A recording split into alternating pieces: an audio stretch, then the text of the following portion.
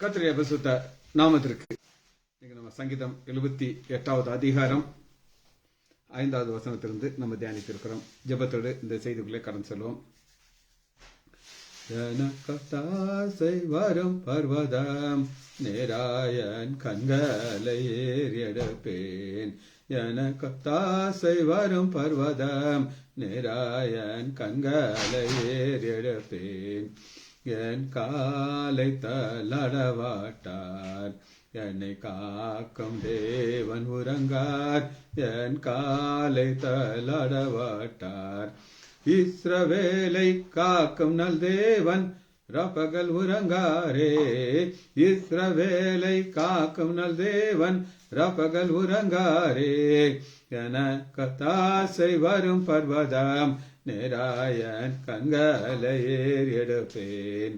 வலப்பக்கத்தில் நிழலவரே, வலுவாது காப்பரவரே. வலப்பக்கத்தில் நிழலவரே, சூரியன் பகலில் சாந்திரன் இரவில் சேதப்படுத்தாதே. சூரியன் பகலில் சாந்திரன் இரவில் சேதப்படுத்தாதே.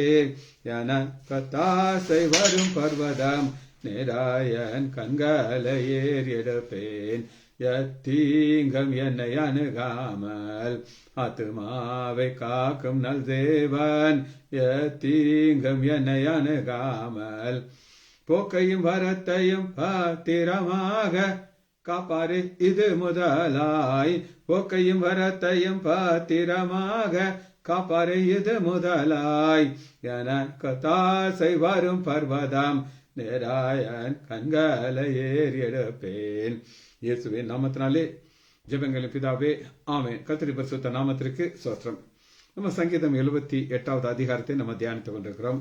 அதை நம்ம எப்படி ஆரம்பித்தோம் அப்படின்னு கேட்டீங்கன்னா, ஆண்டவர் என்னெல்லாம் அவருடைய எதிர்பார்க்கிறார், தேவனுடைய எதிர்பார்ப்பு அப்படின்னு நான் உங்களுக்கு சொன்னேன். தேவன் என்ன எதிர்பார்க்கிறார் அப்படின்னு கேட்டீங்கன்னா, சங்கீதம் 78வது அதிகாரம் 7வது வசனம், நாம் அவரை நம்ப வேண்டும். ஃபர்ஸ்ட் அவருடைய எதிர்பார்ப்பு. ரெண்டாவது, செயல்களை மறக்கக்கூடாது. செயல்களை மறக்கக்கூடாது. அடுத்து நம்ம என்ன ஆண்டவர்கிட்ட எதிர்பார்க்கிறார் அப்படின்னு கேட்டீங்கன்னா, உன்னதமானவ தேவன் என்னுடைய மீட்பர்னு நம்ம நினைவு கூற வேண்டும். அது 35வது வசனத்தில் இருக்கு. நம்முடைய இருதயம் நிலை வரப்படணும், ஃபிக்ஸ்டா இருக்கணும், இப்படி ஆடிட்டே இருக்கக்கூடாது. உடன்படிக்கையில உண்மையா இருக்க வேண்டும், பயம் இருக்கக்கூடாது. அவர் வழி நடத்துவார் என்கிறதுல பயம் இருக்கக்கூடாது. சாட்சிகளை கை கொள்ள வேண்டும். கீ வசனம் 32வது வசனம். இந்த 32வது வசனத்தை மாற்றம் நான் உங்களுக்கு வாசிக்கிறேன். சங்கீதம் 78:32. இவைகள் எல்லாம் நடந்தும் அவர் செய்த அதிசயங்களை அவர்கள் நம்பாமலும் பின்னும் பாவம் செய்தது. இதுதான் பேக்ரவுண்ட். இதை நான் ஏற்கனவே உங்களுக்கு நான் சொன்னேன். இது வந்து இஸ்ரேல் மக்களுடைய ஒரு ஸ்பிரிச்சுவல், ஆவிக்குரிய எக்ஸ்ரே. எக்ஸ்ரேன்னு அர்த்தம், ஒரு எக்ஸ்ரே இருக்குது, கை உடஞ்சிருக்கு. அந்த எக்ஸ்ரே நம்ம நினைச்சிடறோம், உடஞ்சதை நம்ம எக்ஸ்ரேல பார்க்க முடியும். அதுபோல இஸ்ரேல் மக்களுடைய ஆவிக்குரிய வாழ்க்கையில் அவங்க எவ்வளவு மோசமாக இருந்தாங்க, எவ்வளவு மோசமாக நம்ம இந்த சங்கீதம் 78வது அதிகாரத்தில் பார்க்கிறோம். சரி, 5வது வசனத்தை வாசிக்கிறவங்களுக்கு சங்கீதம் 78:5. அவர் யாக்கோபிலே சாட்சியை ஏற்படுத்தி இஸ்ரவேலிலே வேதத்தை ஸ்தாபித்து அவைகளை தங்கள் பிள்ளைகளுக்கு அறிவிக்கும்படி நம்முடைய பிதாக்கள் கட்டளையிட்டார். ஆண்டவருடைய எதிர்பார்ப்பு இது என்னன்னா, வேதம். அந்த வேதத்தின் மகத்துவத்தை ஒரு ஓசியால அவர்கள் எழுதி கொடுக்கிறார். அதை அவர்கள் அந்நிய காரியமாக எண்ணினார்கள். வேதத்தை திரும்ப வசனத்தை வாசிக்கிறேன். சங்கீதம் 78வது அதிகாரம் 5வது வசனம். அவர் யாக்கோபிலே சாட்சியை ஏற்படுத்தி இஸ்ரவேலிலே வேதத்தை ஸ்தாபித்து அவைகளை தங்கள் பிள்ளைகளுக்கு அறிவிக்கும்படி நம்முடைய பிதாக்களுக்கு கட்டளையிட்டார். அவங்க செய்தாங்களா இல்லையாங்கிறத நம்ம பார்க்க போயிருக்கோம். வாசிப்போமா? ஆண்டோடைய எதிர்பார்ப்பை இஸ்ரேல் மக்கள் செய்யவில்லை. வாசிப்போமா? ஓசியா 4வது அதிகாரம் 6வது வசனம். என் ஜனங்கள் அறிவில்லாமையினால் சங்காரமாகிறார்கள். நீ அறிவை வெறுத்தாய், ஆகையால் நீ என் ஆசாரியனாக நான் ஒன்றை வெறுத்தேன். நீ என்னுடைய வேதத்தை மறந்தாய், ஆகையால் நானும் உன் பிள்ளைகளை மறந்து விடுவேன். இவ்வளவு ஒரு பயங்கரமான வார்த்தை பாருங்க.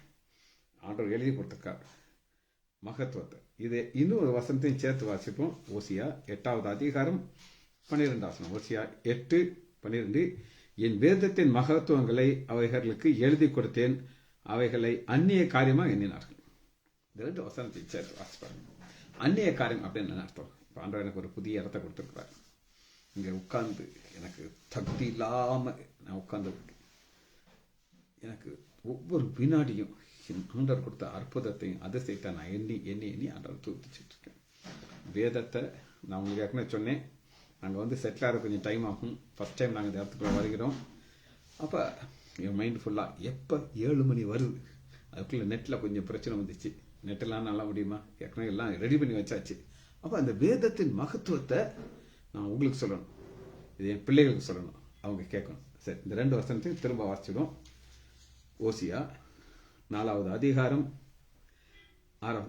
என் ஜனங்கள் அறிவில்லாமல் சங்காரம் டிஸ்ட்ரக்ஷன் அழிஞ்சு போயிடுறாங்க. அழிவில்லாம என்ன அழிவில்லை, எல்லா அறிவும் இருக்கு, வேதத்தை மட்டும் அவங்களுக்கு தெரியாது. நீ அறிவை வெறுத்தாய், ஆகையால் நீ என் ஆசார என்னாதபடிக்கு நான் உன்னை வெறுத்து விடுவேன்.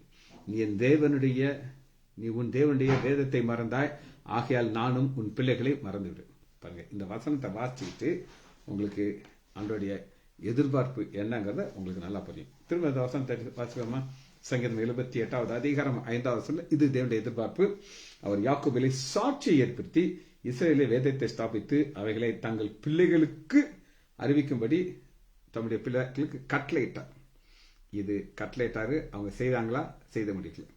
இவங்க அந்த பைபிள் வேதத்தை என்ன செஞ்சிட்டாங்க அப்படின்னு நீங்க கேட்டீங்கன்னா, 2 ராஜாக்கள் 17வது அதிகாரம் 26வது வசனம். 2 ராஜாக்கள் 17வது அதிகாரம் 26வது வசனம். 2 ராஜாக்கள் 22:8. 22:8.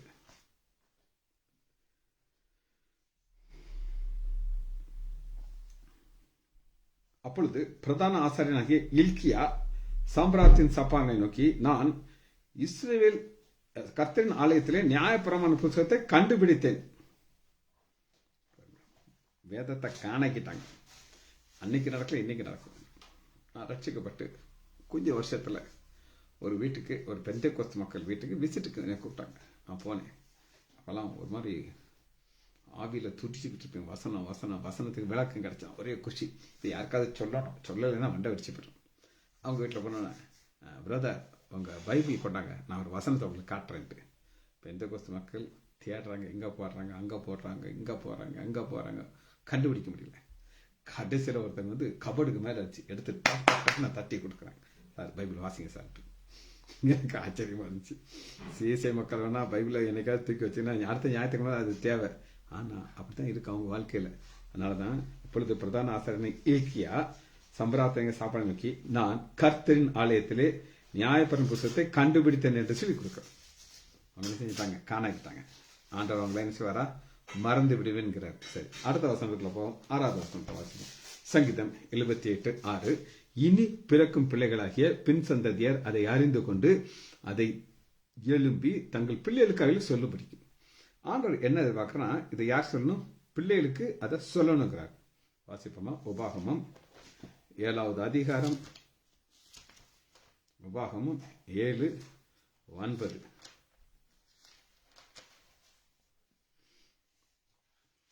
ஆகையால் உன் தேவனாகிய கர்த்தரே தேவன் என்றும் தமிழே அன்பு கூர்ந்து தமது கற்பனையை கைக்கொள்ளவர்களுக்கு அவர் 1000 தலைமுறைக்கு மட்டும் உடன்படிக்கையும் தயவும் உண்கார். அப்ப ஆண்டோடைய வேதத்தை நீங்க வாசிச்சீங்கன்னா, அதை தியானிக்கும் பொழுது ஆண்டவன் செய்யறாரு எத்தனை தலைமுறைக்கு? 1000 தலைமுறைக்கு வந்து வரான், அவங்களை ஆசீர்வதிப்பேங்கிறார். அப்ப அவர் உண்மை உள்ள தேவன். அதே நேரத்தில் யாத்ராகமம் 20வது அதிகாரம் 5வது வசனத்துல என்ன ஒரு சாபம் வரும் பாருங்க. யாத்ராகமம் 20:5.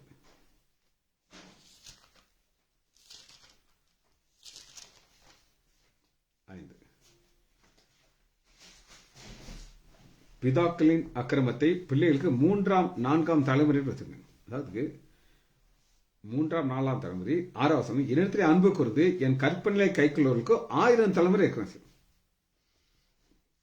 ஆண்டவரை மறந்தானா 4 தலைமுறைக்கு மேல இருக்க முடியும். அவங்க காணா போயிடுவாங்க, டிஸ்ட்ராய் ஆயிடுவாங்க. நான் பார்த்துருக்கேன். ஆனா ஆண்டுடைய கரங்களை கற்பனையிலே முத ஆண்டு அன்பு கூறணும். என் கற்பனை கைக்குள்ளவர்களுக்கோ 1000 தலைமுறை இரக்கம் செய்யறது. அப்ப நமக்கு 1000 தலைமுறை வேணுமா வேண்டாமான்னு சொல்லி டிசைட் பண்றது யார் கையில் இருக்குது? நம்முடைய கற்பனை. இப்ப நம்முடைய வேதத்தை என்ன செய்யணும்? பிள்ளைகளுக்கு சொல்லணும். நான் என் மக டீனா தேவியாக்கு பைபிளை பற்றி சொல்லிக் கொடுப்பேன். ஒரு நாள் நான் சொன்னேன், குட்டி இந்த வசனத்துக்கு விளக்கம் தெரியுமா? அப்பா சொல்லி கொடுத்துருக்கேன்னு சொன்னேன். அப்பா நீங்க சொல்லி கொடுத்தீங்கன்னா நான் மறக்கவே மாட்டேன். இதை நீங்க சொல்லி கொடுக்கல. அதை சொல்லி கொடுத்தேன் நான். அவள் என்ன செய்யறா? அவள் பையன்களுக்கு 2 பையன்களும் சொல்லி கொடுப்பாள். அவ்வளோ தூரத்துக்கு இந்த வசனங்கள் பிள்ளைகளுக்கு தலைமுறை நம்ம வேலை. இது வேற ஆண்டவர் நம்மகிட்ட கணக்கு கேட்பார். சரி, 7வது வசனம் தமிழுக்கு தியானிக்க இருக்கிறோம். சங்கீதம் 78:7.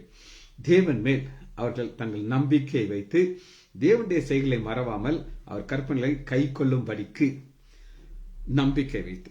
ஃபர்ஸ்ட் ஆண்டோடைய எதிர்பார்ப்பு என்னன்னா நம்பிக்கை. அதை நம்ம அவர் மேல வைக்கணும் அப்படிங்கிறார். ஒரு குட்டி கதையை சொல்றேன். நயாகரா வீழ்ச்சி, நயாகரா ஃபால்ஸ்ல ஒரு நீளமா ஒரு கயிறு கட்டியிருக்கான். ஒருத்தர் கம்பி கட்டி ஒரு சைக்கிளை ஓட்டிட்டு போறான். பயங்கரமான நீர்வீழ்ச்சி. விழுந்தா அவனை கண்டே பிடிக்க முடியாது. எங்க போய் அந்த சைக்கிள் அவன் கண்டுபிடிக்க அவனே கண்டுபிடிக்க முடியாது. இங்க இருந்து அந்த சைக்கிளை ஓட்டிட்டு வரான், அங்க இருந்து திரும்ப ஓட்டிட்டு வரான். அப்ப அவன்கிட்ட கேட்கறான், யாருக்காவது தைரியமா தான் நீங்க என் தோல்ல உட்காருங்க, உங்களை நான் உட்காந்து சைக்கிளை ஓட்டிட்டு போயிட்டு. ஒரு குட்டி பையன் வர்றான், அவன் என் தோல்ல ஏறி உட்காந்துக்கிட்டான். இவர் சாயங்காலம் ஓட்டிட்டு போறாரு, திரும்ப வர்றாரு, இறக்கி விட்டாரு. அவங்களாம் கேட்கறாங்க, டே உனக்கு பயமா இல்லையாடான்னு? ஐயா எங்க அப்பா இல்ல. யாரு? எங்க அப்பா இல்ல. அப்பா மேல அவனுக்கு அப்படி ஒரு நம்பிக்கை. என்னையும் எங்க அப்பா என்ன செய்ய மாட்டாரு, கீழே போட மாட்டாரு. அவனுடைய எதிர்பார்ப்பு இப்படிப்பட்ட ஒரு நம்பிக்கை அவர் மேல் வைக்கணும் அப்படிங்கிறாரு. வாசிப்போமா? எரேமியா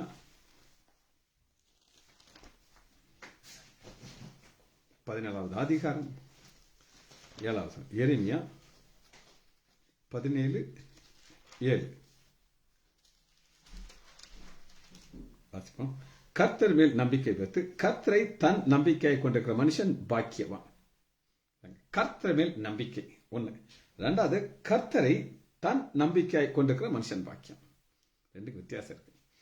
கர்த்தரை நம்பிக்கை வைக்கிறவங்க யார் அப்படின்னு கேட்டீங்கன்னா, ஒரு பிரச்சனை வந்தா ஆண்டவருடைய சமூகத்துக்கு வருவாங்க, உட்கார்ந்து அழுவாங்க, ஆண்டவரே எங்களுக்கு உதவி செய்யுங்க, ஆண்டவரே ஆண்டு அவர் உதவி செய்வார். பிரச்சனை முடிஞ்சதுன்னா ஓடியே போயிடுவாங்க. ஆனா 2வது கூட்டம் கர்த்தரை தன் நம்பிக்கையை கொண்டிருக்கிற மனுஷன். அப்படின்னா என்னது?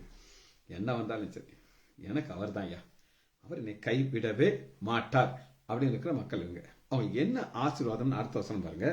அவன் தண்ணீர் அண்டையிலே நாட்டப்பட்டதும் கால்வாய் ஓரமாய் தன் வேர்களை விடும, உஷ்ணம் வருகிறதை காணாமல் இலை பச்சையா இருந்தும் மழை தாழ்ச்சியான வருஷங்களில் வருத்தமினால் தப்பித்து கண்டு. அவங்க 2 காரியம் நடக்கும். அப்படிதான் இருக்குது. என்ன நடக்கும்னா, உஷ்ணமான காலம்.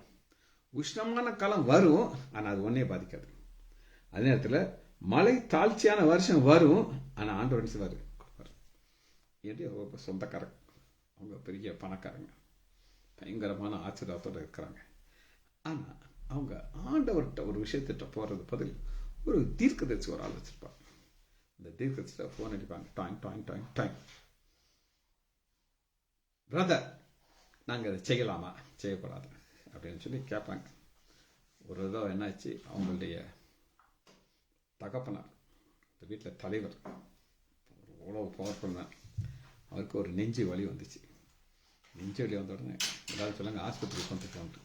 ஆனால் அவருடைய மனைவி நேராக ஃபோன் அடித்து என்னாச்சு, நெஞ்சு வலி வந்திருக்கு, நாங்கள் ஆஸ்பத்திரிக்கு கொண்டு போனோம். அவர் வேண்டாம், ஆஸ்பத்திரிக்கு கொண்டு போனால் அவர் இறந்துருவார், அதனால் நீங்கள் அங்கே கூட்டிகிட்டு போகக்கூடாது அப்படின்ட்டார். இவங்க என்ன செஞ்சாங்க, சரி கூட்டிகிட்டு போவான்டான்னு விட்டுட்டாங்க. ஆனால் நடந்தது சில மணி நேரத்தில் அவர் இறந்துட்டார். எதுக்காக சொல்கிறேன் அப்படின்னு கேட்டிங்கன்னா, ஆண்டவர் மேலே நம்பிக்கை வச்சுட்டு வேற யார்கிட்ட போனாலும் ஆண்டவர் கை விட்டுருவார். அது நான் பார்த்துருக்குறேன். அது எவ்வளோ பெரிய ஆளாக இருந்தாலும் சரி. சரியா? எரேமியா 17வது அதிகாரம் 7வது வசனம். கர்த்தர் மேல் நம்பிக்கை வைத்து கர்த்தரை தன் நம்பிக்கையை கொண்டிருக்கிற மனுஷன் பாக்கியவான். ஆண்டவர் நான் எப்படி பார்க்குறாரு, ஒரு பாக்கியவனா பார்க்குறாரு. சரி, இப்போ 2வது என்ன குறிப்பு அதில் இருக்கு அப்படின்னு கேட்டிங்கன்னா, சங்கீதம் 78வது அதிகாரம் 7வது வசனத்தில், தேவன் மேல் அவர்கள் தங்கள் நம்பிக்கையை வைத்து தேவனுடைய செயல்களை மறவாமல். இதாங்க அடுத்த செக்ஷன். நம்ம ஆண்டவர் செய்த நன்மைகளை மறக்கக்கூடாது. இங்கே ஜானகி அம்மா அப்படின்னு ஒரு அம்மா இருக்காங்க, லைன்ல இருக்காங்க. அவங்க வாழ்க்கையில் நான் ஒரு சாட்சியை பார்த்துருக்கிறேன். அவங்களுக்கு ஒரு பெண் குழந்தை. அந்த பிள்ளைக்கு ரொம்ப என்ன ஆசைன்னா டாக்டர் ஆகணும்னு ஆசை.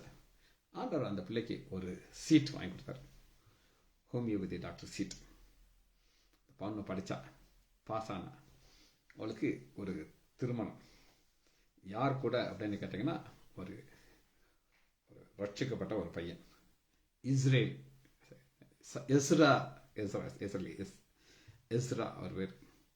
ஆசையாக வந்து கல்யாணம் நிறுத்தினாங்க. நான் போயிருந்தேன் கல்யாணத்துக்கு. அந்த தம்பி வர்றாரு, நல்லா சூட்டெல்லாம் போட்டு அருமையாக அவர் காரில் வந்து இறங்குறாரு. கையில் ஒரு பைபிள் வச்சிருக்கிறாரு. பைபிளோட வந்து இறங்கி அந்த பொண்ணை திருமணம் செய்தார். இது எதுக்காக இதை நான் உங்களுக்கு சொல்கிறேன் அப்படின்னு கேட்டிங்கன்னா, அவர் என்ன செய்வார் அப்படின்னு கேட்டிங்கன்னா, நான் மறக்கக்கூடாது. 11ஆம் வசனம் பாருங்க, 7வது அதிகாரம், சங்கீதம் 78:7. தங்கள் தேவனுடைய செயல்களை மறவாமல், ஆனா என்ன செஞ்சாருன்னு 11 வருஷம் அவருடைய செயல்களையும் சேர்ந்த அறுபதையும் மறந்தார்கள். மறக்கிறது நம்முடைய குணாதிசயம். ரெண்டே பாருங்க, 78வது அதிகாரம் 11 வருஷம் அவருடைய செய்கைகளையும் அவர் தங்களுக்கு காண்பித்த அதிசயங்களையும் மறந்தார்கள். நமக்கு ஒரு சுபம் என்னன்னா, நமக்கு தேவையானதை மட்டும் ஞாபகம் வச்சுப்போம், மற்றதெல்லாம் செய்ய மறந்துடும். எப்ப நீங்க ஆண்டவர் உங்களுக்கு செய்த அற்புதங்களை மறவாமல் ஒவ்வொரு வினாடியும் நீங்க அவரை நினைத்து அவரை துதிக்கும் போது, இந்த இடத்துக்கு நான் வந்த உடனே நான் முழங்கால் படிட்டு ஜெபம் பண்ணேன், ஆண்டவரே இப்படி ஒரு அருமையான இடத்தை எனக்கு கொடுத்துருக்கீங்க ஆண்டவரே, இது ஆண்டவர் கொடுத்த நன்மை இல்லை, பல நன்மைகள் இது ஒரு நன்மை. சரி, நம்ம என்ன செய்யக்கூடாது, மறக்கக்கூடாது. மறந்தால் என்ன நடக்கும்னு சொல்லி 17வது வசனம் வாசிங்கன்னா, என்றாலும் அவர்கள் பின்னும் அவருக்கு விரோதமாக பாவம் செய்து, எப்ப மறக்கிறாங்களோ பாவம் செய்து வறண்ட வெளியிலே உன்னதமானவருக்கு கோபம் ஊட்டினார். சரி, உங்களுக்கு ஒரு நடந்த சம்பவத்தை சொல்றேன். ஒரு பிரின்சிபால், அவர் ஒரு பயங்கரமான ஒரு ஸ்கூல்ல வேலை பார்த்துட்டு இருந்தார். வேலை பார்த்துட்டு இருக்கிறவருக்கு அந்த ஸ்கூல்ல பயங்கரமான எதிர்ப்புன்னா அப்படி ஒரு எதிர்ப்பு. அவர் நேரம் என்ன செய்வார், சர்ச்சுக்கு பக்கத்தில் போய் முழங்கால் படிட்டு ஆண்டவர் நோக்கி ஜெபம் பண்ணி கொண்டே இருப்பார். ஜெபம் பண்ண ஆண்டவர் அவருக்கு நல்ல ஒரு விடுதலை கொடுப்பார். அந்த விடுதலை கொடுக்கறதுக்கு அவர் யார்ட்டையும் போக மாட்டார். Only kneel down and pray. ஆண்டவர் அவரை ஆசீர்வதித்தார். சரி, 8வது வசனத்துக்குள்ள வருவோம். சங்கீதம் 78:8. இருதயத்தை செவ்வைப்படுத்தாமலும் தேவனை உறுதியாக பற்றி கொள்ளாமலும் இருந்த முரட்டாட்டமும் கலகம் உள்ள சந்ததியாகிய தங்கள் பிதாக்களுக்கு அவர்களை ஒப்புக் கொடுக்கும்படி இவைகளை கட்டளையிட்டார். சரி, நான் உங்களுக்கு ஏற்கனவே சொன்னேன், எக்ஸ்ரே. ஒரு எக்ஸ்ரேல பார்த்தா உள்ள என்ன இருக்குன்னு அப்படி தெரியும். எனக்கு பேஷண்ட் வந்திருக்கான் சார், 3 மாசம் அங்கே இருமல், நல்லா ஸ்ட்ராங்கா இருக்கான், வேலுமா இருக்கான், என் முன்னாடி வந்துட்டு இருமிட்டார். எக்ஸ்ரே கொடுத்தேன், எடுத்து வந்தா ஒரு பக்கம் பெரிய ஓட்டை, டியூபர்குலோசிஸ், பெரிய ஓட்டை. எனக்கு ஒரே டென்ஷன், ஏன்னா என் முன்னாடி திறந்து இருமிட்டாரேன்ட்டு. இப்போ எக்ஸ்ரேல என்ன காட்டுது, உள்ள ஒரு ஓட்டை இருக்குது, ஒரு எலும்பு உடஞ்சிருக்குது, ஃப்ராக்சர் காட்டிடும். பிளட் சுகர் 500, 3 நாளைக்கு ஒரு பேஷண்ட் அது சொல்லலாம், சார் எங்கள் பரம்பரையிலே யாருக்குமே சுகர் கிடையாது சார். பரம்பரையை பற்றி யாயா பேசுகிற? நான் சொன்னேன், இது ஓம் பிளட்டு தானே? ஆமாம் சார், 500 இப்போ லேபுக்காரன் தான், நீ தப்பாக பண்ணிருக்க சார், அதெல்லாம் கரெக்டாக பண்ணுவார் சார். அவனு ஒத்துக்கிட மாட்டேங்கிறான், பிளட் சுகர் 500 ஒத்துக்கிட மாட்டேங்கிறான். இங்கே அவன் இவங்க பிரச்சனை என்ன அப்படின்னு கேட்டிங்கன்னா, உறுதியாக பற்றுக்கொள்ளவில்லை. வாசிப்போமா இந்த வசனத்தை உங்களுக்கு நான் வாசிக்கிறேன். 8வது வசனம், சங்கீதம் 78:8. இருதயத்தை செவ்வையாக படுத்த, செவ்வையானது ஸ்ட்ராங் ஹோல்டு. சரி, இவர்ல இப்படி ஒரு கூட்டத்தார் இருந்தாங்க, இவங்களை பொறுத்து நான் உங்களுக்கு காட்டுறேன். உங்களுக்கு வாசிப்போமா? 1 ராஜாக்கள் எடுத்துக்கோங்க.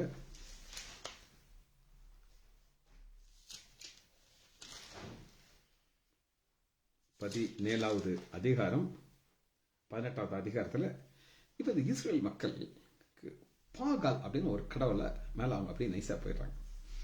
பாகாலையும் கடவுள்றாங்க, இஸ்ரேல் யெகோவா தேவனையும் கடவுளுங்கிறாங்க. 2 நினைவுகள் இருக்கிறாங்க. அப்போ எலியா தீர்க்கதரிசி என்ன அழகா சொல்கிறார் அப்படின்னு கேட்டிங்கன்னா, 1 ராஜாக்கள் 18வது அதிகாரம் 21 வசனம். அப்பொழுது எலியா சகல ஜன, இஸ்ரேல் மக்களை பார்த்து சொல்றாரு, எல்லாரையும் பார்த்து சொல்றாரு. என்ன சொல்றாருன்னா, நீங்கள் எந்த மட்டும் 2 நினைவுகளை குந்தி குந்தி நடப்பீர்கள். கர்த்தர் தெய்வமானால் அவனை பின்பற்றுங்கள், பாகால் தெய்வமானால் அவனை பின்பற்றுங்கள். ஜனங்கள் ஒண்ணு சொல்லல. அப்ப 2 நினைவுகளோட இருக்கிறாங்க. உங்களுக்கு நான் சொல்லியிருப்பேன், என் தகப்பன் ஒரு சின்ன கதை சொன்னார். அவர் படிக்கும்போது என் தகப்பன் ஒரு பயங்கரமான விசுவாசி ஆண்டவர் மேல. நாகர்கோவிலிருந்து இன்னும் ஒரு ஆள் அவர் கூட எங்க அப்பாட்ட ஒரு சீனியர். அவருக்கு எக்ஸாம் அன்னைக்கு ஒரு சின்ன பையன் ஒரு சாமி படத்தை வச்சு அதில் ஒரு துந்தானா மாதிரி ஒன்று டாயிங் டாயிங் டாயிங்னு அடிச்சுட்டு வந்துகிட்டே இருக்கான். இவருக்கு போய் அந்த காலத்தில் ஒரு 8 எடுத்து அதில் வச்சு போட்டார். எங்கள் அப்பா கேட்டாரு, 8 போய் போயிட்டுருக்கான் பையனுக்கு. இவர் சொல்லியிருக்காரு, இங்கே வரியா, நான் இந்த சாமி மேலே எனக்கு நம்பிக்கை கிடையாது, ஆனாலும் ஒரு காசு போடுவோம், நமக்கு பரிச்சை பார்த்தீங்களா, ரிஸ்க் எடுக்கூடாது, ஒரு இந்த கடவுள்கிட்ட ஒரு பவர் இருந்துச்சுன்னு வச்சுக்கோ, நான் பாஸ் ஆயிரம் பார்த்தியா அப்படின்னு சொன்னாங்க. எங்கள் அப்பா விழுந்து செச்சார். 2 நினைவு. நல்லா ஆண்டவரை விசுவ குடும்பம், ஒரு கிறிஸ்தவ பையன், ஆனால் எக்ஸாம்னு வரும்பொழுது அங்கேயும் போய் காணிக்கப்பட்டுன்றது. இதைத்தான் சொல்ற 2 நினைவுகள். வைராக்கியமாக எப்படி நீங்கள் இருக்கிறீங்களோ அதுதான் அந்த ஆசிரியர் இருப்பார். திரும்ப வசனத்தை வாசிக்கிட்டா, அப்பொழுது எலியா சகல ஜனங்களையும் பார்த்து, நீங்கள் எந்த மட்டும் 2 நினைவுகளாலே குந்தி குந்தி நடப்படி, கர்த்தர் தெய்வமானால் அவரை பின்பற்றுங்கள், பாகால் தெய்வம் இருக்கு. இப்படி இருக்கிற நேரத்தில் ஆண்டவர் ஒரு பெரிய ஒரு அற்புதத்தை செய்கிறார். எப்படி அற்புதத்தை செய்கிறார் அப்படின்னு கேட்டிங்கன்னா, இப்போ ஒரு சேலஞ்சு கொடுக்குறார். என்ன சேலஞ்சு கொடுக்குறாரு அப்படின்னு கேட்டிங்கன்னா, காளையை கொண்டு வரும், நீங்கள் என்ன செய்யுங்க, சொந்தா வெட்டணும், பீஸ் போட்டுறணும், பீஸ் போட்டு அடுக்கி வச்சு உங்கள் கடவுளை கூப்பிட்டு நல்லா தண்ணி ஊற்றி, அந்த உங்கள் கடவுளுக்கு உண்மையிலேயே வல்லமை இருந்தனா மேலேருந்து அக்கனியை இறக்கி இதெல்லாம் எரிச்சிடணும். சேலஞ்ச் பண்ணுறாரு. இவங்களும் நல்லா ட்ரை பண்ணி பார்க்குறாங்க. அவர் ஒரு பயங்கரமான கிண்டல் அடிக்கிறார். என்ன சொல்கிறார் அப்படின்னு கேட்டிங்கன்னா, 27 இப்படி ஒரு கிண்டல் எவனும் அடிக்க முடியாது. மத்தியான வேளையில் எலியா அவர்களை பரியாசம் பண்ணி, கிண்டல் கேலி எப்படி பரியாசம் பண்ணுறாருன்னா, உறக்க சத்தமாய் கூட்டுங்கள், அவர் இங்கே தியானத்தில் இருப்பார், இல்லையா வேற ஏதாவது வெளியூரில் இருப்பார், நீ நல்லா கூப்பிட்டாத்தானே அவங்க சாமி வருவார் சொல்லி வரல. இவர் என்ன செய்கிறாரு, அந்த ஆல்டரை என்ன பண்ணுறாருன்னா, 32 பாருங்க, அவர்கள் கற்களாலே கர்த்தருடைய நாமத்திற்கு ஒரு பலிபீடத்தை கட்டி பலிபீடத்தை சுற்றிலும் 2 படி வாய்க்கால், அகலமான வாய்க்காலை உண்டு பண்ணியாச்சு. பிற்பாட்டு 4 குடம் தண்ணீரை கொண்டு வந்து சர்வாங்க தகுந்த மாதிரி இது எதுக்கு செய்யறேன் உங்களுக்கு நான் ஒரு எக்ஸ்பிளனேஷன் சொல்றேன். இப்போ இவங்களுடைய ஒரு டெக்னிக் என்ன அப்படின்னு கேட்டிங்கன்னா, இப்படி இருக்குன்னு வச்சுக்கோங்க, இதில் கீழே ஒரு பெரிய ஒரு பைப் வச்சுருப்பாங்க, அது தூரமாக ஒரு இடத்துல போய் அங்கேருந்து என்ன செய்வாங்களா, தீ வச்சு விட்ருவாங்க. அந்த தீ என்ன செய்யும், அப்படியே அது ஃபுல்லாக அந்த எண்ணெயாக இருக்கும், அப்படியே மேலே போய் பற்றிக்கிடுவோம். பார்த்தாரு, ஒன் டெக்னிக் எனக்கு தெரியவில்லைன்ட்டு எல்லாத்தையும் இடிச்சு போட்டு என்ன செய்றாரு, ஃப்ரெஷ்ஷாக கட்டி தண்ணி ஊற்றுறாரு. இப்போ தண்ணி ஊற்றியாச்சுன்னா பைப்பெல்லாம் என்ன செய்யும், கேன்சல் ஆகிப்பார். இப்போ அவர் ஜெபிக்கிறார். எப்படி ஜெபிக்கிறார் அப்படின்னு கேட்டிங்கன்னா, 36 பாருங்க, 1 ராஜாக்கள். இதுதான் கர்த்தர் மேல் நம்பிக்கை. 2 நினைவுலாம் கிடையாது, இருதயத்தில் ஒன்று தான், 2 கிடையாது.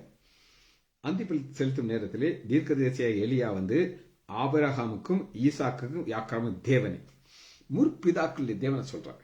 ஏன் முற்பிதாக்கள் தேவனை சொல்றாருன்னா, ஆண்டவரே நீங்க ஆபிரகாமோட கூட இருந்தீங்க, அந்த ஆபிரகாம் தன் இருதயத்துல 1 இன்ச்சு கூட இங்கங்க ஆசை இல்லை. குமாரனாகிய ஈசாக்கா பழி செலுத்துறதுக்கு கத்தியை தூக்கிட்டாரு, போட வேண்டியதுதான், அவ்வளவுதான், கையெல்லாம் கட்டியாச்சு. ஆனா ஆபிரகாமே 2 தடவை சத்தம் வருது. ஏன்னா கொஞ்சம் வயசான ஆளு, காதுக்கு மந்தமாக போட்டு தள்ளிடுவார் அப்படின்ட்டு 2 தடவை ஆண்டவர் சொல்லி அந்த அளவுக்கு விசுவாசம் இருந்துச்சு. 2வது யார் சொல்றாரு பாருங்க, ஈசாக்கு. ஏன் ஈசாக்க சொல்றாரு அப்படின்னு கேட்டீங்கன்னா, ஆபிரகாமுக்கு இருந்த விசுவாசம் ஈசாக்க கிடையாது இருந்துச்சா. அவர் அப்படி ஒன்றும் பெரிய விசுவாச வீரனாக பைபிளை காணும். அப்புறம் கல்யாணம் ஆனதுக்கப்புறம் ரொம்பலாம் ஜெபம் பண்ண மாதிரி பைபிள் இல்லை. டெலிவரி நேரத்தில் ஒரு பிரச்சனை வந்துச்சு, அப்போ ஜெபம் பண்ணுவார், அப்படி வேணுங்கிறப்ப தான் ஜெபம் பண்ணார். ஆனால் அவருக்கும் நான் உனக்கு ஆபிரகாமுக்குள்ள விசுவாசம் இல்லைங்கிறதுக்கு நான் உன் கடவுள் கிடையாது. எனக்கு நீ என் யாக்கோபு யார் சொல்லுங்க, பயங்கரமான எத்தை, அப்படி ஒரு எத்தனுக்கும் அதாவது அந்த தன்னை எல்லாரும் கூட இணைச்சுக்கிறார். ஆபிரகாமுக்குள்ள விசுவாசம் இருந்தா தான் அப்படின்னு கிடையாது. அப்படிப்பட்ட 3 முற்பிதாக்களுடைய பேரையும் சொல்லிட்டு என்ன சொல்கிறார் அப்படின்னு கேட்டீங்கன்னா, இஸ்ரவேலின் நீர் தேவன் என்றும் நான் உம்முடைய ஊழியக்காரன் என்றும் இந்த காரியங்களாம் உங்களுடைய வார்த்தையுடைய இன்று விளங்கு. இதுதாங்க ஆண்டோட்ட எவ்வளவு நான் உங்க ஊழியக்காரன். நான் 2000 ரட்சிக்கப்பட்டேன். ஊழியத்தை எனக்கு ஆண்டவர் கொடுத்தாரு. உண்மையா இருக்கணும்னு ஆசைப்படுவேன். முடிஞ்ச அளவுக்கு நான் ரெடியா இருப்பேன். அதாவது எல்லாமே ரெடி பண்ணிடுவேன். ஊரு போறவங்கிறக்காண்டி பேக்கிங்ல இது எல்லாத்தையும் ரெடி பண்ணி, இதுக்கு ஒரு ஸ்டாண்ட் வேணும், மைக் இருக்கணும், இந்த பக்கம் எனக்கு நோட்ஸ் இருக்கணும், இந்த பக்கம் பைபிள் இருக்கணும். நீ நாளைக்கு காலையில் உள்ள செய்தி ரெடி. நான் எப்பயுமே வந்துடும் செய்தி உங்களுக்கு. இங்கே 3 நாள் அங்கே தான் எனக்கு இருப்பேன். அதில் நம்ம எப்படி உண்மையாக இருக்கணும். அதான் ஆண்டவர் சொல்கிறார், நம்முடைய வார்த்தையின்படி செய்தேன் என்றும். 37 கர்த்தாவே நீர் தேவனாகிய கர்த்தர் என்றும் தேவரே தங்கள் இருதயத்தை மறுபடியும் திருப்பினர். மறுபடியும் திருப்புறது தான் இப்போ நான் உங்களுக்கு காட்டுறேன். இப்போ திரும்ப சங்கீதம் 78வது அதிகாரம் 8வது வசனம் பாருங்க. இருதயத்தை செவ்வைப்படுத்தாமலும் தேவன் உறுதியாய் பற்றி கொள்ளாமல். உறுதியானது இப்படி ஸ்ட்ராங்கா இருக்கணும். என்னன்னாலும் அவரே என்ற கடன். கர்த்தாவே நீர் அவருடைய இருதயத்தை மறுபடியும் திருப்பி வேண்டும். இந்த ஜனங்களை அறியும்படிக்கு என்னை கேட்டலும். அப்பொழுது கர்த்தரிடத்திலிருந்து அக்னி இறங்கி அந்த சர்வாங்க தகன பலியும் விறகுகளையும் கல்லு மண்ணு இந்த வாய்க்கால் தண்ணியிலிருந்து நக்கி போட்டுச்சு. இப்ப வானத்திலிருந்து அக்னி இறக்குனார். இது எதுக்காக செய்தார் அப்படின்னா, கர்த்தரே தேவன். பாருங்க 39 வாசனம், அருமையான வாசனம். 39 வாசனம் எவ்வளவு அருமையா சொல்றாரு பாருங்க. ஜனங்கள் எல்லாரும் இதை கண்ட பொழுது முகம் குப்புற விழுந்து கர்த்தரே தெய்வம், கர்த்தரே தெய்வம். ஆண்டவர் உங்களை ஆசீர்வதிக்கும். எனக்கு என்ன ஆண்டவர் ஆசீர்வதிச்சிருக்காரு, உங்களையும் ஆசீர்வதிக்கும். எப்போ ஆசீர்வதிப்பார் அப்படின்னு நீங்க கேட்டீங்கன்னா, எவ்வளவுக்கு அளவு ஒரு இடத்துல நீங்க ராக்கியமா இருக்கீங்களோ அந்த அளவுக்கு. ஒரு ஒரு ஒரு ஒரு நம்மகிட்ட ஒரு ஸ்டாஃப் இருந்தார், ஜானகி மாட்டெலாம் தெரியும். அந்த பொண்ணு நான் அப்பதான் ஊழியத்தை ஆரம்பிச்ச புதுசுல அவ என்ன செய்தா அப்படின்னு கேட்டீங்கன்னா, அப்ப நான் இந்த பிள்ளைகளுக்கு ஒரு கன்செஷன் கொடுத்தேன். என்னன்னா, இந்த ஃபுல் பைபிள் அப்ப 80 ரூபாய். நான் சொன்னேன், யாருக்காவது 40 ரூபா கொடுத்தா நான் 40 ரூபா போட்டு உங்களுக்கு ஒரு பைபிள் கொடுப்பேன் அப்படின்ட்டு. ஒரு ஸ்டாஃப் எனக்கு ஒரு பைபிள் வேணும் சார், 40 ரூபா கொடுத்தா நீ 40 ரூபா நீ வச்சுக்கொண்டு கொடுத்தேன். அப்படி ஒரு வைராக்கியமா இருப்பான். ரெகுலராக ப்ரேயருக்கு வருவா, பொட்டு வைக்க மாட்டான். நானும் அந்த பொண்ணை பொட்டு வைக்காதெல்லாம் சொல்லலை. நான் ஒரு நாள் கேட்டேன், ஏமா பொட்டு இது இங்கே உங்கள் கல்யாண வீட்டுக்கெல்லாம் போனால் வைப்பேன். சார் எப்படி சார் வைக்க முடியும், இங்கேயும் வைக்க மாட்டேன், எங்கே போன வைக்க மாட்டேன். உன்னைய கிண்டல் பண்ணுவாங்களா சார், கேலி பண்ணுவாங்க சார். என்ன பண்ணுறான், கண்டுக்கிடவே மாட்டேன் சார். ஆண்டவருக்காக இது கூட சகிக்கக்கூடாதுன்னு. ரொம்ப நாளாக கல்யாணம் ஆகலை அவளுக்கு. கல்யாணம் ஆகலை. எங்கிட்டலாம் ஒரு சிலர்லாம் சொன்னாங்க, ஒரு இடத்துல கூலி வேலை ஒரு பையன் இருக்கான், அவனுக்கு வேணா கேட்போமா அப்படின்னு சொல்லி. நான் எனக்கு தெரியாது, ஆண்டோடைய சித்தமாக இருக்கிற பையனுக்கு இந்த பொண்ணை கட்டி கொடுப்பாங்கன்ட்டு. நாள் போகுது, மாதம் போகுது, வருஷம் போகுது. ஒரு நாள் சென்னையிலேருந்து ஒரு மேனேஜர் ஒருத்தர் வந்து இந்த பொண்ணை திருமணம் செஞ்சுட்டு போனார். காரணம், இருதயத்தை செகண்ட் தாட்டே கிடையாது.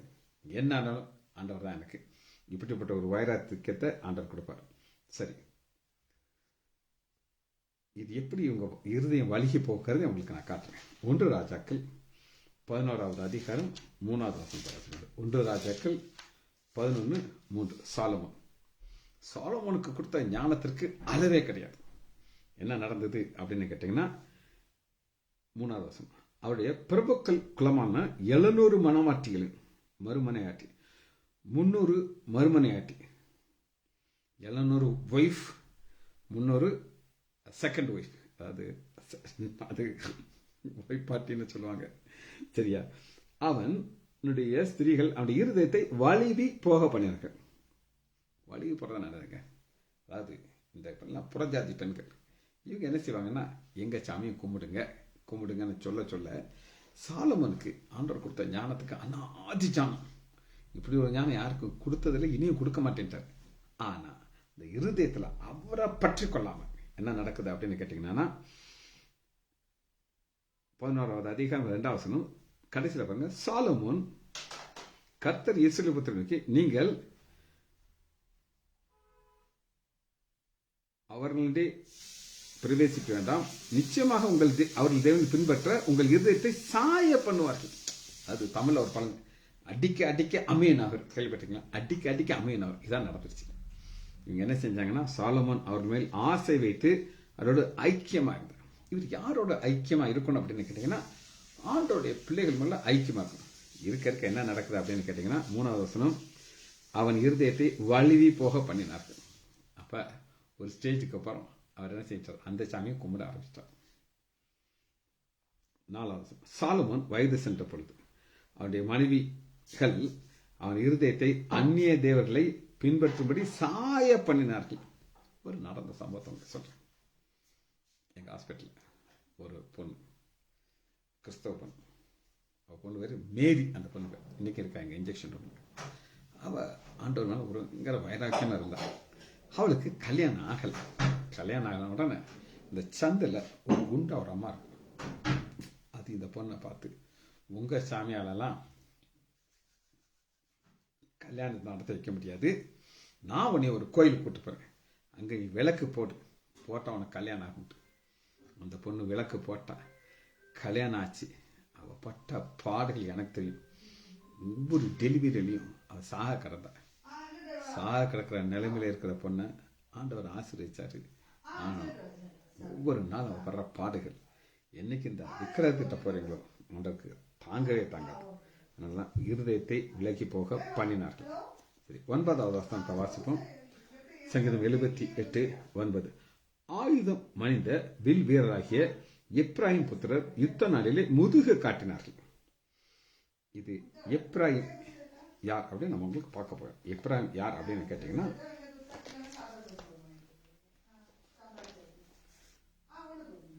ஓசியா 10வது அதிகாரம், ஓசியா 10:3.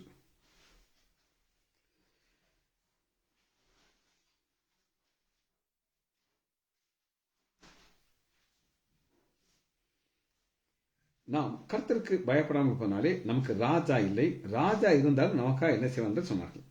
இப்படியே அவங்க நம்பிக்கை எல்லாம் ராஜா மேலதான் இருந்துச்சு. யார் மேல இருந்துச்சு? ராஜா மேல இருந்துச்சு. ஆனா இந்த எப்ராயிம் யார் அப்படின்னு கேட்டீங்கன்னா,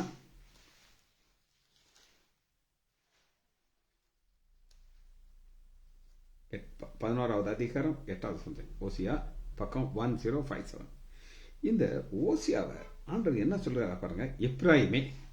இப்ராஹிமுக்கு இஸ்ரவேல் மக்களை தான் பார்த்து சொல்றாரு. இப்ராஹிம் ஒரு பட்ட செல்ல பேர் வச்சுக்கோங்க. இப்ராஹிமே நான் ஒன்று எப்படி கை விடுவேன். அதாவது இவங்க என்ன செய்யறாங்க அப்படின்னு கேட்டீங்கன்னா,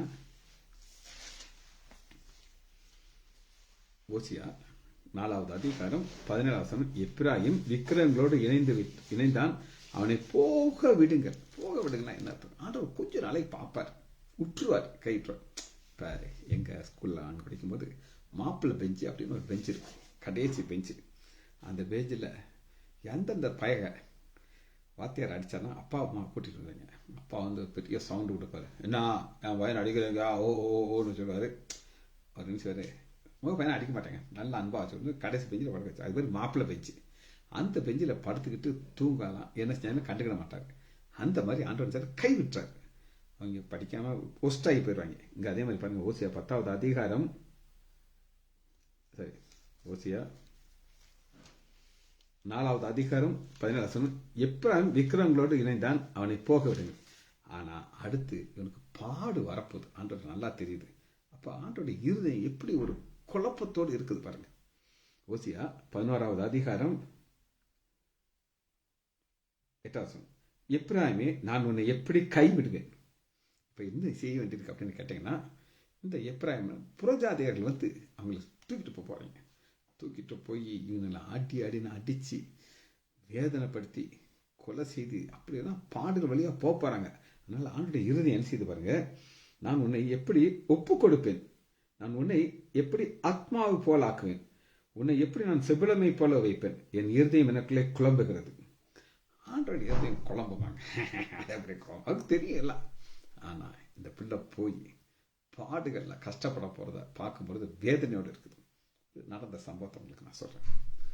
ஒரு பொண்ணு, அவ ஒரு ரவுடி பையனை லவ் பண்ணா. அவங்க அம்மா அப்பாலாம் சொன்னாங்க, அப்பா வேண்டாம்ப்பா, இந்த பையனை லவ் பண்ணாத, உற்று, வேண்டாம் வேண்டாம். கேட்கவே இல்லை. காதலிச்சு கல்யாணம் கட்டி ஒரு பொண்ணு பையன் பிறந்துச்சு.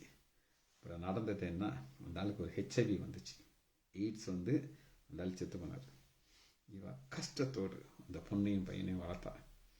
இது எதுக்காக சொல்கிறேன் அப்படின்னு கேட்டிங்கன்னா, அந்த நேரத்தில் ஆண்டவரை பற்றுக்கொள்றது மாதிரி அம்மா அப்பாவுடைய ஆலோசனை கேட்டால் தான் அந்த ஆசீர்வாதம் கிடைக்கும். ஆனால் அங்கே பாருங்கள், என் இருதயம் எனக்குள்ளே குழம்புகிறது. அந்த குழம்புகிற நேரத்தில் ஆண்டவர் என்ன சொல்கிறாருன்னா, 9 என் உக்கிர கோபத்தின்படியே செய்ய மாட்டேன். இப்போ நீ செஞ்சல நீ என்ன செய்வேன்? நம்ம தான் சொல்லுவாங்க, நீ நான் சொல்லலை கேட்கல, வீட்டை விட்டு போ, செத்தாலும் மூஞ்ச பார்க்க மாட்டேன். ஆனால் ஆண்டோடைய அன்பு இதுக்குள்ளே ஆழமாக நீங்கள் பார்க்குற பாருங்க.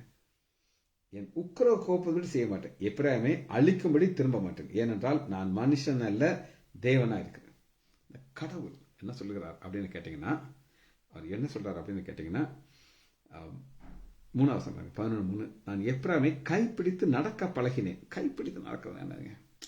இது அப்பா அம்மா செய்கிற வேலை. இன்னைக்கு என் தகப்பனார் எனக்கு எவ்வளவோ காரியங்கள் சொல்லி கொடுத்தார். சர்ஜரி எப்படி இருக்கிறது, ஒருத்தர் எப்படி பழகிறது, பேசுறது எல்லாம் சொல்லி கொடுத்தாரு. நான் என் தகப்பனாருக்கு அகெயின்ஸ்டாக நான் ஒரு நாளும் போனது கிடையாது. என் அம்மாவுக்கு விரோதமாக நான் போனது கிடையாது. எங்கள் அப்பா அம்மா என் மேலே ரொம்ப சந்தோஷமாக இருக்காங்க. குறிப்பாக எங்கள் அம்மா, இப்போ நான் சொன்னேன் பார்த்தீங்களா, இந்த ஒரு ஸ்பாட் இருக்குறாங்க, அங்கே நின்று தான் எங்கள் அம்மா ஜோம் பண்ணாங்க.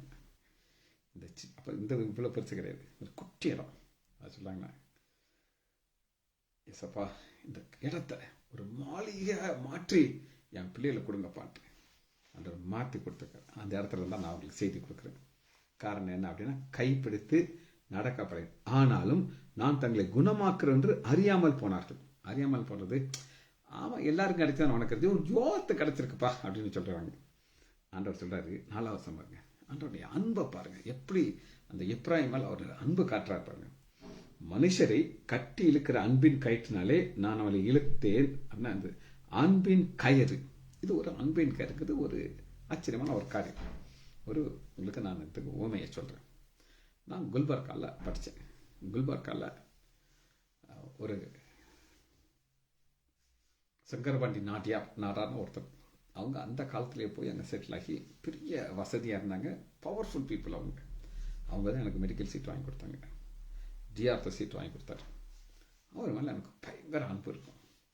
நான் எப்பப்பெல்லாம் அவர் விருந்தினர் வர்றாரோ நான் போகிற பைக்கில் போவேன், அவர் வீட்டில் இறங்கி ஒரு 1/2 மணி நேரம் பேசிட்டு போவேன்.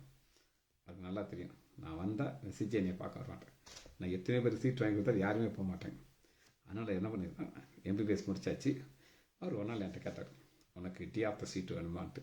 நான் சொன்னேன், சார் இந்த எம்பிபிஎஸ் சீட்டை வாங்காமல் இருந்தாலே போதும் சார், இதை வச்சா என் வண்டியை ஓட்டிவிடு. வேணுமா வேண்டாமா அப்படின்னாரு. சார் வேணும் சார், வாங்கிக்கோங்க சார் அப்படின்னு. ஒரு நாள் ஒரு டெலகிராம் வருது, உனக்கு டிஆர்த்த சீட்டு ரெடியாக இருக்குது, வந்து ஜாயின் பண்ணிட்டு. இன்றைக்கி வர அந்த குடும்பத்தை நான் மறக்க மாட்டேன். அப்படி எனக்கு அவங்க மேலே ஒரு அன்பு இருக்கும். ஏன்னா அன்றைக்கி அவருடைய சொந்த அண்ணன் பையன் எம்பிபிஎஸ் முடிச்சிருக்காரு, டாக்டர் ரவி, அவருக்கு வாங்கி கொடுக்கல, எனக்கு வாங்கி கொடுத்தார். ஏதனால் ஒரு அன்பு. அந்த அன்புங்கிறது ஒரு ஆழமான ஒரு காரியம், இவ்வளோ எப்படி பைண்ட் பண்ணியிருக்கும். அவர் எத்தனையோ பேருக்கு சீட் வாங்கி கொடுத்தார், எத்தனையோ பேருக்கு வாங்கி கொடுத்தார். ஒரு பையன் அவர் திரும்ப மாட்டாங்க. அதுக்கு வேறு ஒரு டாக்டர் இருக்காரு, பேர் சொல்ல மாட்டேன். ஒரு நாள் இவங்க ஃபங்க்ஷனில் நடந்து போயிட்டுருக்காங்களா, அந்த டாக்டர் இவரை பார்த்து எப்படியும் முறைச்சிருக்காரு. என்கிட்ட சொல்கிறாரு, அந்த லூசு பயலாடா, இதே பார்த்து முறைச்சிக்கிட்டே போகிறான்டாங்க அப்படின்ட்டு. நான் நினச்சேன், சார் ஒரு கண்ணில் ஏதாவது டிஃபெக்ட் இருக்கு போடா போ அப்படிங்கிற. அது அவருக்கு நல்லா தெரியும் யார் யார் அவங்க மேலே அனுப்பி இருக்காங்க. ஒரு மனுஷனை இவ்வளோ தூரத்துக்கு எதிர்பார்க்குறாங்க. அந்த ஆண்டவர் பாருங்க, ஓசியா 11வது அதிகாரம் 4 மனுஷனை கட்டி இழுக்கிற அன்பின் கதை இருக்குது. அவர்கள் கழுத்தின் மேல் இருந்த நுகத்தடியை எடுத்து போடும் வரை அவர்கள் பட்சமாக சாய்ந்து ஆகணும். பட்சமாக சாய்ந்துனா அவங்க செய்கிற எல்லாத்தையும் மன்னிச்சிடறாரு, மன்னிச்சு ஆகாரம் இருக்கிறார். இப்படித்தான் ஆண்டவர் நினைச்சாரு. ஒரு ஒரு அன்பின் கயிற்றினால் என்ன செய்யறாரா, தங்களை தாங்கி நடத்தினாரா. அடுத்துல இது இன்னும் ஒரு செக்ஷன் இருக்கு, அதே நான் உங்களுக்கு காமிக்கிறேன். வாசிப்போமா? சங்கீதம் 78வது அதிகாரம் 9வது வசனத்துல, ஆயுதம் அணிந்த வில் வீரனாகிய எப்ராயிம். ஆயுதம் அணிந்த வில் வீரர்.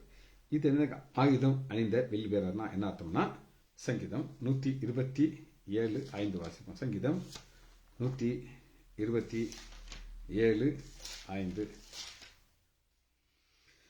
வால வயதின் குமாரர் பலவான் கையில் உள்ள அம்புகளுக்கு ஒப்பாயிருக்கிறார்கள். இது என்ன அப்படின்னு கேட்டீங்கன்னா, இங்க நான் உங்களுக்கு ஒரு சிலர் நான் பார்க்குறேன். ஆரோக்கியராஜை பார்க்குறேன், ஸ்டாலின், ராஜேஷ் கான், செல்வி டீச்சர் கானு, இவங்கெல்லாம் யார் அப்படின்னு கேட்டீங்கன்னா, வாழ வயது பலம் அம்புகளுக்கு ஒப்பாயிருக்கிறார்கள். அவைகளை தன் அம்பார துணியில் நிரப்பின புருஷன் பாக்கியவான். அவன் நாணம் அடையாமல் ஒளிவ முகத்தில் சத்துரோடு பேசுவான். இது இது அம்புகளுக்கு ஒப்பாயிருக்கிறார்கள். இப்ப இங்க ராஜேஷ் ஆரோக்கியராஜ் இருக்கார். 2000 நான் ரட்சிக்கப்பட்டு ஒரு ஊழியத்தை நான் ஆரம்பிச்சேன். எங்க வீட்டு ஹாஸ்பிட்டலில் 7 மணி ஊழியம். ஜானகியம்மா இருக்காங்க. இவங்க எல்லாம் என்னுடைய அம்பாரத்தில் இருக்கிற வில்லுகள். நான் போய் சொல்ல வேண்டிய செய்தியை இவங்க உட்காந்து செய்திருவாங்க. நான் வீட்டில் உட்காந்து நீட்டா. புரியுதா உங்களுக்கு? இந்த வசனம் புரியுதா? இதெல்லாம் யாரு? ஏன் அம்பாரத்துன்னு என்னது? அவங்க பின்னாடி அந்த அம்பு வைக்கிறதுக்கு ஒரு பை இருக்கும். இதெல்லாம் சார்னு போய் செய்தி சொல்லிட்டே இருக்கும். ராஜேஷ் உங்களுக்கு தெரியும், டேனியல் ராஜேஷ். ஒரு நாள் என்கிட்ட கேட்குறாரு, சார் எங்கேயாவது சர்ச்சில் செய்தி கொடுக்குறதுனானா நீங்கள் சொல்லுங்கள் சார், நான் போய் சொல்கிறேன்ட்டு. என்னைய ஒரு கிராமத்துலேருந்து கூப்பிட்டாங்க, சார் நீங்கள் வந்து செய்தி சொல்லுங்கள். நான் சொன்னேன், எனக்கு வயசாயிடுச்சு, என்கிட்ட ஒரு தம்பி இருக்கார், என்னையோட அழகாக செய்தி கொடுப்பாருட்டுங்க. சார் அனுப்புங்க சார். போனார், அருமையாக செய்தி சொல்லிட்டு வந்தார். இன்னொரு அம்மா இருந்தாங்க, அம்மா இப்போ ஆஃப் ஆகிட்டாங்க. அவங்க யாருன்னு உங்களுக்கு தெரியும், டீச்சர். அவங்க போய் செய்தி சொன்னாங்கன்னா அவ்வளோ அழகாக சொல்லுவாங்க. இவங்கெல்லாம் யார் சொல்லுங்க? சங்கீதம் 127:5, வாழ வயதின் குமாரர் பலவான் கையில் உள்ள அம்புகளுக்கு ஒப்பாயிருக்கிறார்கள். அவர்களை தன் அம்பார துணியிலே நிரப்பின புருஷன் பாக்கியவான். அவன் நாணமடையாமல் ஒளிவ முகத்தில். கடைசியாக ஒரு அம்பு, மோஸ்ட் பவர்ஃபுல் அன்பை சொல்லலைன்னா அந்த செய்தி கம்ப்ளீட் ஆகுது. என் மகள் டீனா திவ்யா போன வருஷம் முடிகிறது கடைசி நாள் 31ஆவது நாள் ஞாயிற்றுக்கிழமை எங்கள் பாஸ்டர் ஜோ டேனியல் என்று சொன்னார், உங்கள் மகன் வந்து செய்தி சொல்லுவாங்களா அப்படின்னு சொல்லி.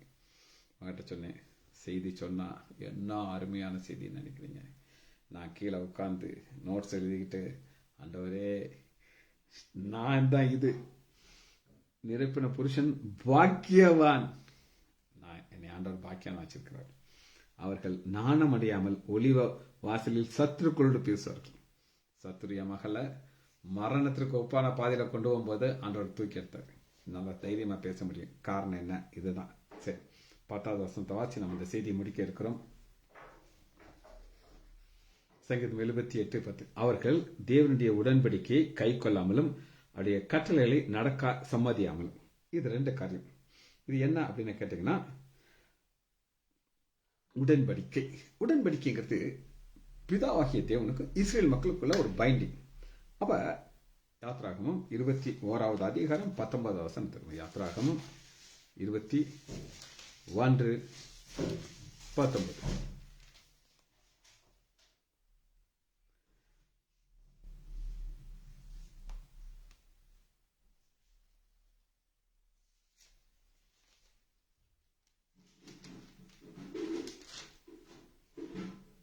சாரி, 21:20 தப்பா போட்டுறேன். 21:20.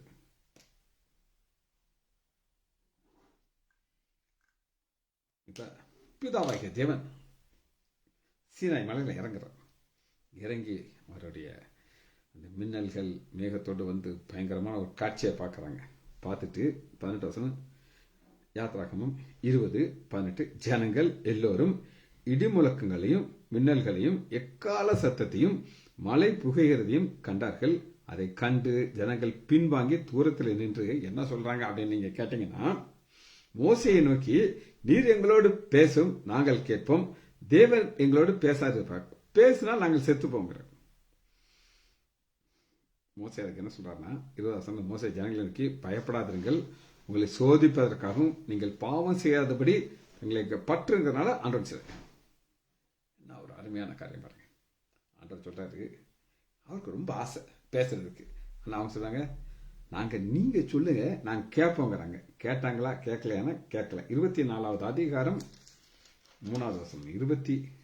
யாத்ராகமம் 24:3. மோசே வந்து கர்த்தருடைய வார்த்தைகள் யாவையும் நியாயங்கள் யாவையிலும் ஜனங்களுக்கு அறிவித்தான். அப்பொழுது ஜனங்கள் எல்லோரும் ஏக சத்தமாய் கர்த்தர் அழின எல்லா வார்த்தைகளின்படியும் செய்வோம் என்று பிறகு. இதுதான் டீலிங். ஆண்டவர் சொன்னது எல்லாத்தையும் நாங்கள் செய்வோம். நாங்கள் எதையுமே செய்யலாம்.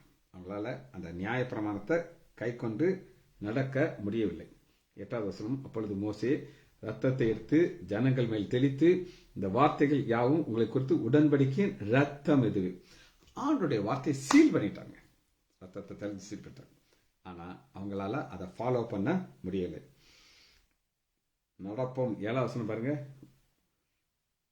அவர்கள் கர்த்தர் சொன்ன செய்து கீழ்ப்படிந்து நடப்போம்னு சொன்னாங்க. ஆனா அவங்களால செய்ய முடியல. காரணம் என்ன? அவங்க மாமிசத்துல எங்களால முடியும்னாங்க, அது முடியாது.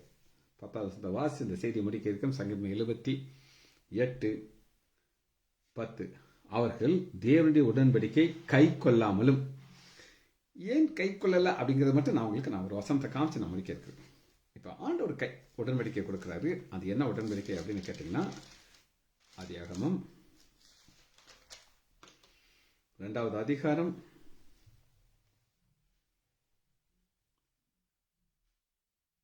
16. தேவனாய கர்த்தர் மனுஷனை நோக்கி, நீ தோட்டத்தில் சகல விருட்சத்தின்களையும் புசிக்கலாம், ஆனால் நன்மை தீக்கிறவனையும் புசிக்க கூடாது.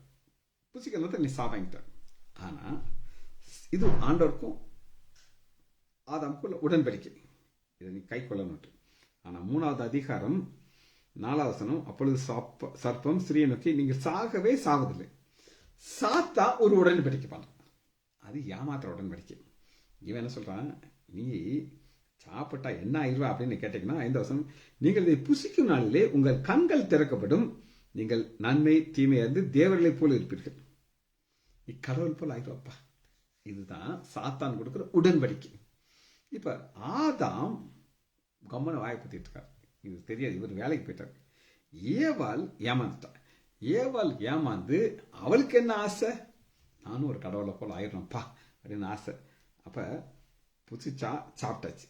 சாப்பிட்ட உடனே அடுத்து ஆதாம் வந்த உடனே ஆதாமுக்கு கொடுக்குறா, ஆதாம் சாப்பிட்றான். அப்ப இவங்களுக்கு என்ன எதிர்பார்ப்புனா கடவுளை போல ஆகணும்ட்டு. நடந்தது என்ன, அந்த புதடியில் அடிச்சு துரத்தி விட்டார். ஜெபிச்சு முடிப்போமா? மகா இரக்கமும் கருவேமுள்ள பிதாவே, துதிக்கிறோம் ஐயா. தேவ எதிர்பார்ப்பை குறித்து நாங்கள் தியானித்தோம் ஐயா. உங்களுடைய எதிர்பார்ப்பு எங்கள் வாழ்க்கையில் இருக்க வேண்டும் ஐயா. 2 நினைவுகள் அல்ல ராஜா, உண்மை குறித்து எவ்வளவுக்களோ எங்களோடு இருக்கிற நம்பிக்கை கர்த்தர் மேல் பாரத்தை வைத்து இந்த ஓட்டத்தை ஓட கிருபை பாராட்டுக்கப்பா. பிள்ளைகள் ஒவ்வொருவரையும் என் ஆண்டவராகிய இயேசு கிறிஸ்துவின் நாமத்தினாலே ஆசீர்வதிக்கிறேன். இயேசுவின் நாமத்தினாலே ஜெபங்கள் பிதாவே. ஆமேன், ஆமேன்,